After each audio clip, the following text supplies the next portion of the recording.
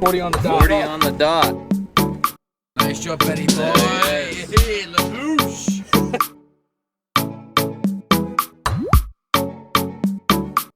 Nice fish, bro. Nice fish.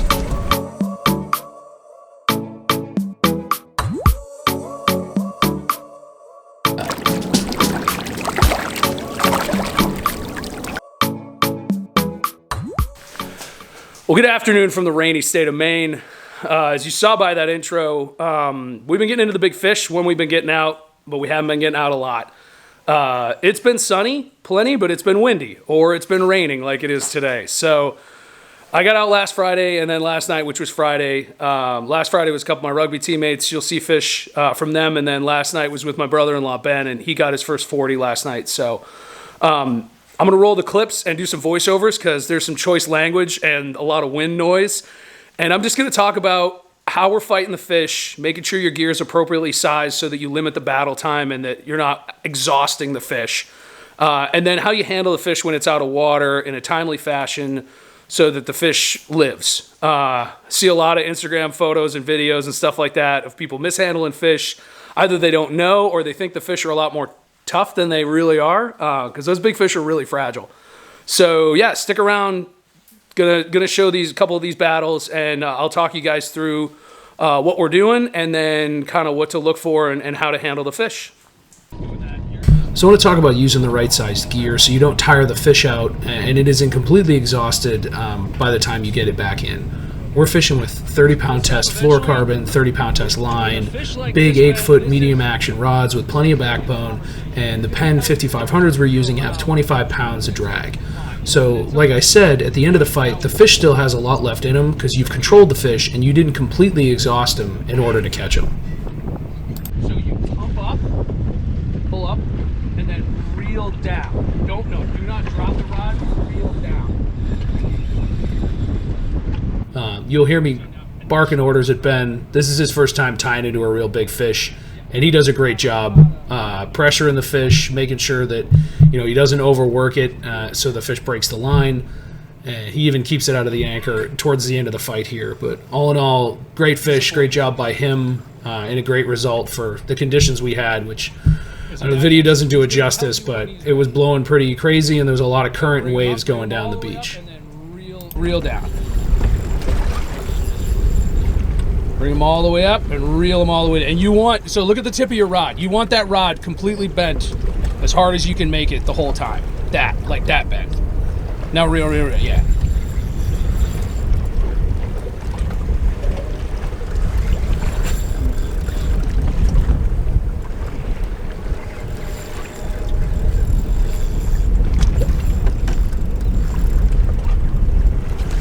He's still about 100 yards away from the boat.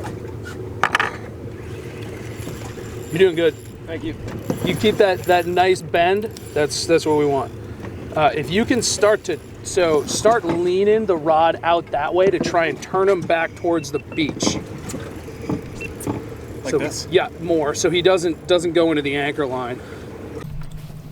We're trying to put a lot of side pressure on this fish, keeping his head angled towards the boat. If they get turned flat sideways to you, they can actually use the shape of their body to fight you without exerting a lot of energy.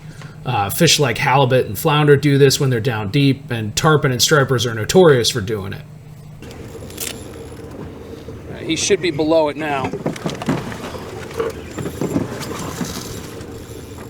All right, you got to go to the bow. I'm going to come with you. Unless he's not. He might have turned. Pressure. I think you turned him.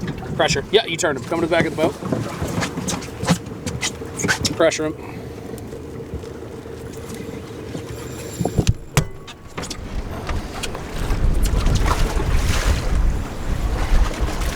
Keep going. You're good. You're great.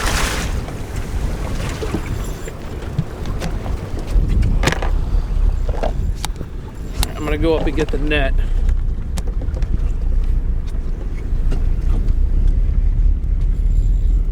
Slow down. Stop reeling.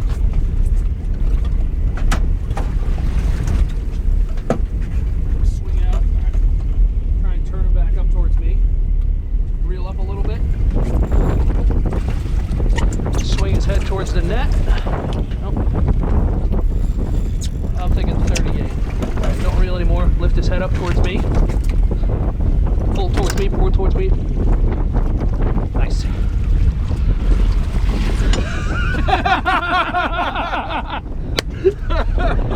So another big thing is leaving the fish in the water as long as possible, or should I say limiting the fish's time out of the water as much as possible. So we're going to leave them in the net, Ben's going to throw on a glove, I'm going to get the hook out, and then we're going to bring the fish on board when we're good and ready, so he's only out of the water for maybe 15-20 seconds.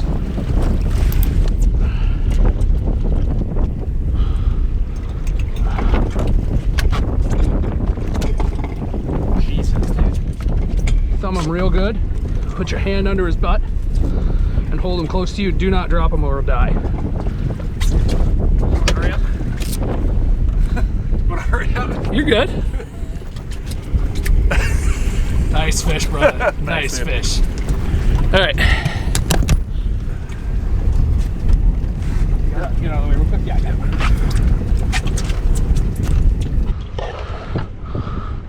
it. 41.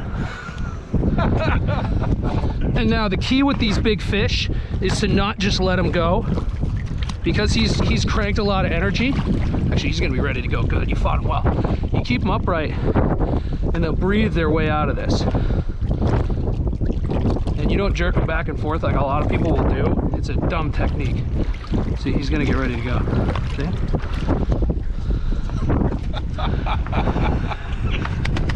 That was awesome. And a lot of guys will jerk them back and forth and stuff, and that just taxes the fish. So you just let him sit there. See how he's moving the gills under his own power? Because you jerk him back and forth, it stresses him more. Oh yeah, look at it. So you really just keep him upright and let him breathe himself out of it. So I'm showing this technique 3 times in a row because I got some comments on the video that people think you need to pull a fish back and forth, and while some fish need to be swam forward, you should never pull a fish backwards in the water. All 3 of these fish were really fresh, and you can see they're moving their gill plates. They just need a rest before they kick off.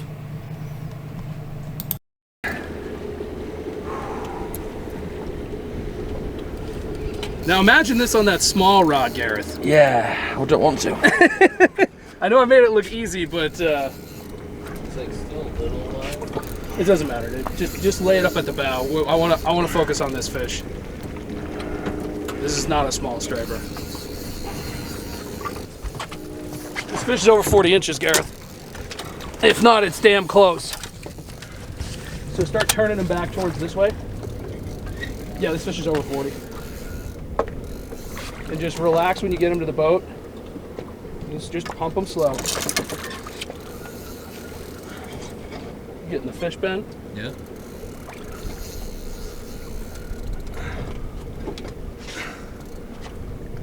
Okay. Now you're just going to want to be lifting them up a little higher each time, guys. Holy shh. Got him? No, you got to swing out. Swing the rod out. Swing the rod out. Swing the rod out. He's going to come back around. I'm try and turn him towards me. Don't reel anymore. Okay, stop reeling. Yeah. Release the bail. Yeah, this is a 43-inch fish. Yeah. Jesus Christ. He's 44 inches. Okay, Gareth. So this is Gareth's second time striper fishing ever, and he just caught a 44-inch fish, which ties my personal best. But what I wanted to point out here is he's doing a great job handling the fish. He's supporting the belly, he's keeping it level, he's keeping his hands out of the fish's eyes and mouth and away from the gills, and he's holding the fish in tight to his body, so he's not going to drop it if the fish thrashes. That is the same size as the biggest striper I've ever caught. Wow. Maybe a 1/10 of an inch bigger. Look at that bastard. That's all because we gave the beer to the gods. Well done, Gareth. Lives to fight another day, huh? 49 inches.